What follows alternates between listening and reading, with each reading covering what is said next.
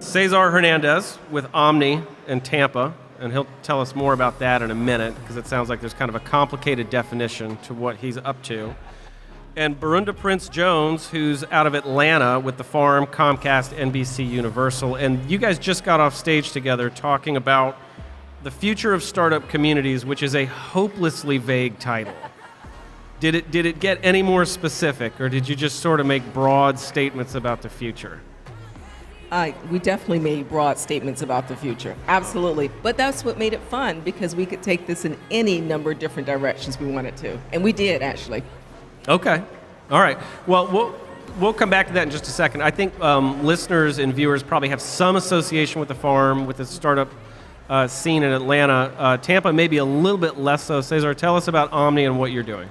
Yes, sir. So I am the managing director and founder of Omni Public. We're a full suite strategy and public affairs firm that specializes in introducing new concepts and ideas into the marketplace. And we navigate media, government, and industry, work with companies such as Tesla, Hyperloop Transportation Technologies, Uber, and Bird, and help them with their novel concepts all across the board. We're vertical agnostic, but the overarching theme is really disrupted, new market disruptors that are trying to introduce some kind of novel technology or concept into a community. And that, what I'm hearing in that is this is not publicly funded. This is not City of Tampa, or no, is sir. it? It is a privately owned company. It's I own the company, and I am a consultant. Been a public affairs and policy consultant for about 11 years. Mostly in the technology, mobility, and social equity space. And so that's my concentration. And the focus is on integration of opening up markets for working with companies specifically in the Tampa area, or is it throughout Florida, or is it wherever? We've actually had opportunities all over the country. What I've seen is that there's more of an appetite in mid-tier markets. Number one, there's a lot more mid-tier markets around the country. There's less competition in those areas. And what we've also seen is that a lot of these companies, like micromobility companies, for instance, Bird, want to introduce their technology, but need the necessary regulatory environments to be able to have that type of technology come into a specific city or region. And what we serve as is an appendage to companies like that so that they can be able to successfully enter a market. And if you're listening, you're thinking, yeah, this guy doesn't have like a Florida accent at all. This is not Tampa. Where are you from?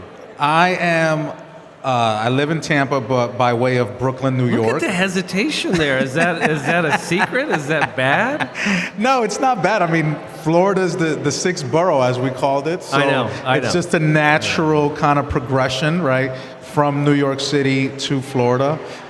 By way of Guatemala. So actually I'm first generation born in Brooklyn, New York. Grandparents are indigenous Mayans. So I would like to say that I went from the literal jungle to the concrete jungle, and now I'm in Tampa. So that is a terrific answer. And Burunda, I hate to put you on the spot to follow that up. Are you born and raised in Atlanta or other? Absolutely, born and raised in Atlanta, and you are going to put me on the spot anyway. I can see that. Born, bred, raised in Atlanta, but I will say went to Cincinnati, Boston, Philadelphia. So just recently returned Came to your last senses, 2 years. Came back. Came back. Okay, I love it. Well, we're going to work our way back to the future of working in cities, or whatever the vague title of the panel was. And I want to get to your expertise and get it a little clearer. But before I do that, I'm interested in, from each of your perspectives, this idea of southernness, or that there is a southern region, and that has an influence on the way businesses are founded or funded, the activities they take. In Atlanta, I think of that as the economic capital of the South. It's not close. To me, that seems very clear. Do you sort of own that title? If so, what's it like operating in it? What is the southernness of your job for you? Yeah, so the southernness of my job just infuses everything that we do. Because we're in Atlanta, so that's our ecosystem. We are who what we're surrounded by. So the context is there. We're the Southern hospitality. We're the hip hop capital of the South. Don't do it. Don't do it to yourself. I had to go there, Cesar. I had to go there. But yes, because we are Atlanta, we are very unique in lots of different ways. Atlanta is cosmopolitan, it's worldly.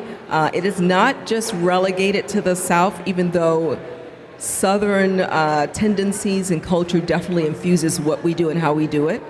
If you look at our startup founders that are in my tech accelerator, you will visually see the impact of being in the South. So you will see more diversity in terms of the thought, in terms of the demographic, in terms of the kinds of businesses that people are creating there in Atlanta. So it definitely rings true that Atlanta brings our own flavor and our own sauce to it. And Cesar, a moment ago, you made a reference to, I think you said tier 2 cities. Mm-hmm. Is that fair? Mid-tier. Mid-tier, right? Mid-tier. We're not going to give them numerals, but mid-tier. And, we've got a pretty fair collection of that in the South. We've got Atlanta, which is of some significant size, and that's about it, depending on whether or not you want to include all of Florida in the South, which I think is pretty debatable. Talk to me about those kinds of cities, what makes them attractive, and why you see an opportunity there. Well, in order for me to kind of talk about mid-tier cities and mid-tier markets, I think that I got to talk more about just principles of economic theory as to why we're at a really pivotal point in time. And I kind of touched on that a little bit in our session. So Joseph Schumpeter, I don't know if anybody has kind of heard of him, but Joseph Schumpeter, I'm sure you've heard of him. She went to HBS, so she probably took some classes with him. No.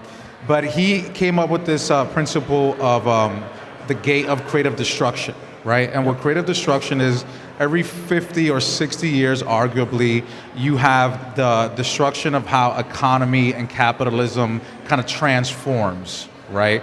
And what essentially occurs is the social phenomenon that in this kind of area, you have new market disruptors that redefine what the economy is going to look like for the next 60 plus years, right?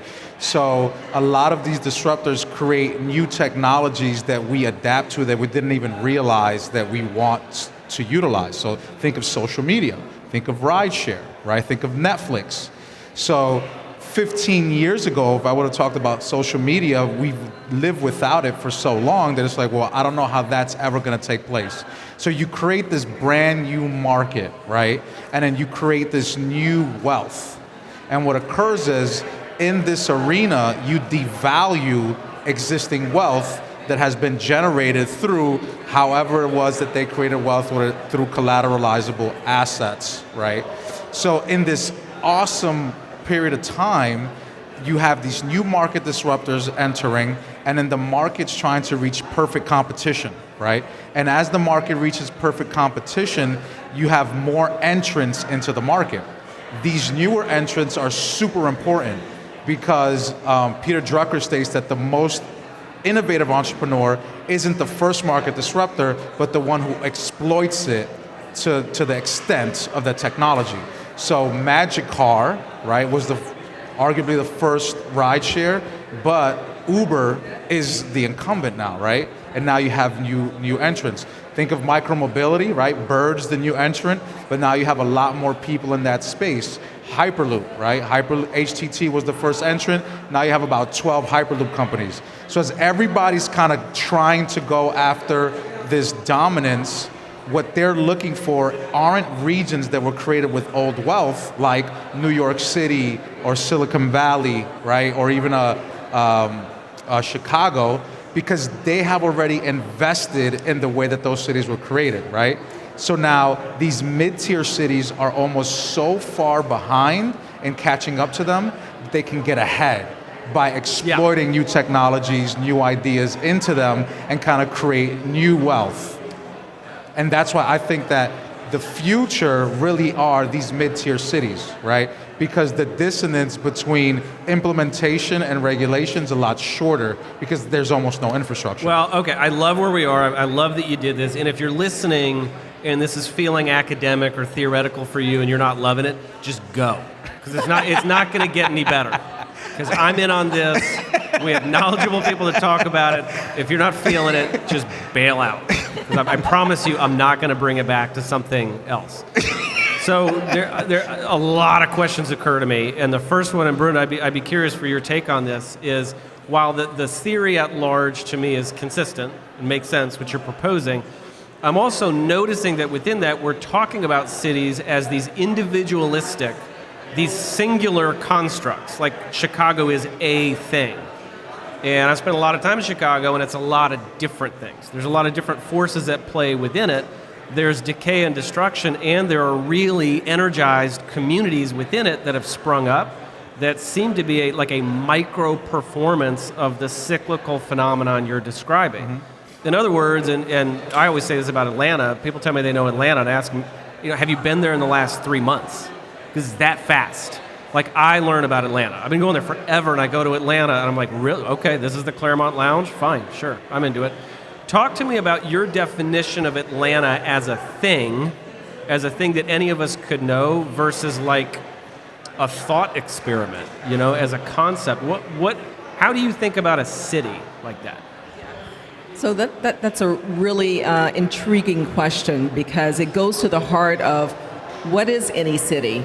And our city is made up of obviously people, experiences, culture, and opportunities. One of the things that makes Atlanta so unique is because we have all of those in abundance. We have opportunity. We have the most Fortune 500 headquarters corporations in all of the United States, right there in Atlanta. We have great colleges and universities, Georgia Tech, Emory, Georgia State. We have HBCUs. So we have academic institutions there, so you have talent. Then we also have great cost of living, great quality of life. So that brings and attracts people from other places to come there to live, and because it's affordable. So you put all of those things together, and it creates something that is uniquely Atlanta that no other city can say. But at the same time, we're a city of transplants. I may be unusual because I'm from Atlanta, born and raised there, but most people in Atlanta are from somewhere else. So that infuses it with a different culture and character as well. People are bringing their favorites in terms of their sports teams. So, you may be from New York, so maybe he's a Mets fan. From Boston, maybe you're not a Mets fan. I'm going to jump out right now. I'm definitely a Yankees fan. Not a Mets fan? Oh, okay. Yankee fan? All right. No way this gentleman's a Mets fan. But Okay, well, All right, well, safer one, Boston. You're probably, a Patriots fan. There you go. Okay. There you go. Definitely not a Patriots fan. I am not either. I am not either. No. Having lived in Boston, no way. No Boston team will ever cross my lips in terms of being a fan.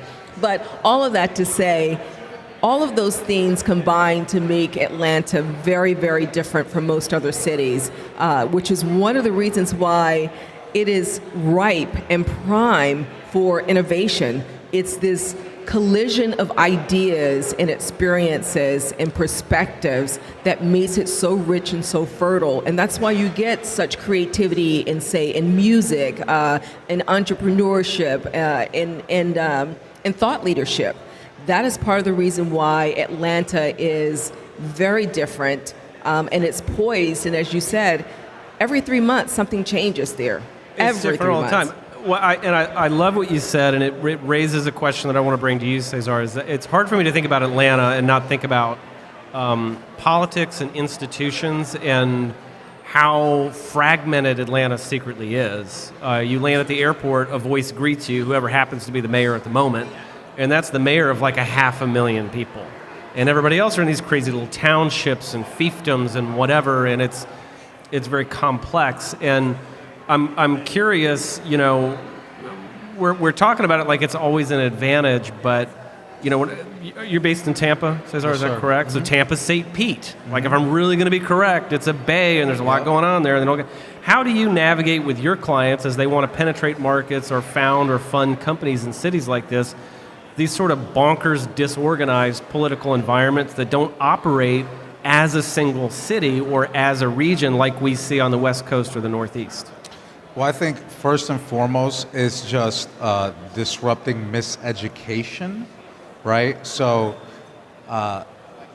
Tampa Bay is very particular, where there's a lot of bureaucracy, right? Yeah. There's a ton of transportation bureaucracy in specific.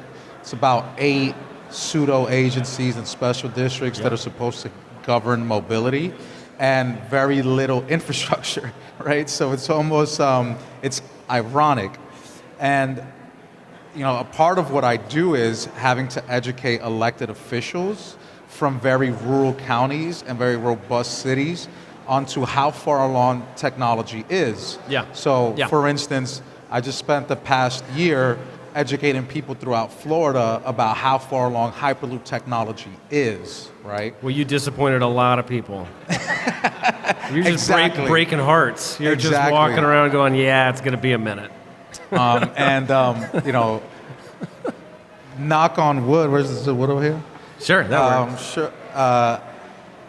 We potentially have the prospect of having a feasibility study of a Hyperloop system in Florida. We find that in about a week, right? But we've been working on this vote for a year, right? Yeah. Talking to everyone from water commissioners to county commissioners. Well, listeners, by the senators. time you hear it, it either happened or it didn't. Look it up. This man's trapped in the past as you hear it. So. Exactly. So breaking up misinformation is the first thing, right? Yeah. And really allowing them to understand how far along technology is, the value proposition of technology, and also, and I think what is key here is for them to see how it's going to transform the economy, right? So in the case of Hyperloop, being able to go from Tampa to Atlanta in 14 minutes, right? What does that do for an economy, right? Now you have transportation, tourism. It appreciably worsens Tampa's nightlife, is what it does. It's instantly. People just rushing down from Atlanta to hit the beach. But Atlanta doesn't have the best beaches in the country. No, they don't. So No, they don't. the ability to say, I can Yeah. live, work, and play in Yeah. either place and be able to get home for dinner, right? And vice versa. What we're going to be able to see through these very advanced transportation modes is the transformation of mega regions within a very short period of time, right? Yeah. Because what occurs is you're going to start creating these centers that are landlocked. So centers of the country that now are landlocked, but have connectivity to our ports and that are moving faster than airplanes could ever move, right? So this transformation is probably going to occur within our lifetime pretty soon. And that's what's kind of exciting. But the first thing is breaking up misinformation as to how advanced the technology is and that it's extant and isn't something that's very far off. No, it'll happen before the Mets win a World Series. It definitely will. So let's, and I want to get you out of here in a minute, but I'm always excited to have folks in your positions on the pod because you have jobs that have you promoting, that have you predicting, and in some cases have you warning, or as you put it, disrupting miseducation, which is a really complicated way of saying teach. Right? It's like, let's get some knowledge into your brain about mid-tier cities, about operating in the South. Talk to me about the various responsibilities, how you balance those things as you work with founders or funders, whether it's in Atlanta or more broadly in the South. When do you be a cheerleader versus a prognosticator, or on occasion say, yeah, that city's really not ready for that, or it's going to be a while before it happens? And Burunda, I'll start with you. Yeah. So we balance it, or I balance it, by simply listening, connecting with people. It's all about having conversations, understanding what their challenges might be, what our challenges are, problem solving. But it starts with listening and having those conversations in a way that informs it. So Cesar may be talking about transportation, and I certainly hope you get that done because the Atlanta traffic is horrendous. And I would love to just be able to get home in like 2 minutes and not have to deal with the traffic. But it starts with understanding a vision, discussing why is that important? You know, why is it important for me to get down to Tampa in 14 minutes? How does that support or help my life in a way that enables me to do some other things? Is it because it frees up time? Is it because I happen to like the beaches in Tampa? Is it because it allows me to then collaborate and work with other people that I wouldn't necessarily be able to do so with? So it's understanding not only the need, the purpose, and the use of it, having conversations about those things, and then having an aligned and concerted effort to make that happen. And as you said, it's going to happen. It feels like it's going to happen a long time from now, but that gets shorter every time you get more people enrolled in that vision, more people on board to saying, how can this happen? Because you're getting more people problem solving at the same time. Yep, sure. So I would suggest, right, like that one of the most marquee reasons why I love consulting is because I want to be a part of those conversations as to how we're sensitive to the communities that this technology is being deployed into. And I don't trust anybody else like I trust myself to kind of consult and say, hey. Boy, you are from Brooklyn. No, seriously. But if you look at what's at risk, right, with AI, with automation, right, and these advanced bots, right, or autonomous vehicles, right? So I want to be a part of the policy that's being crafted as to how we introduce these very disruptive forces into the community, because if not, somebody's going to be doing it, right? Yep. And I want to be a part of that conversation. Now, is technology, which I strongly feel is the great equalizer, is it going to serve as an appendage to us, right? Is it going to advance us? Or is it going to diminish certain individuals, advance others? Or is it going to take over altogether, right? And that's something that we all don't know because we're crafting that. And I want to be a part of that conversation. So that's what wakes me up every morning. When you're talking about moving at 750 miles per hour, right? And how do you bring that to market? What is going to be the cost of a ticket, right? Yeah.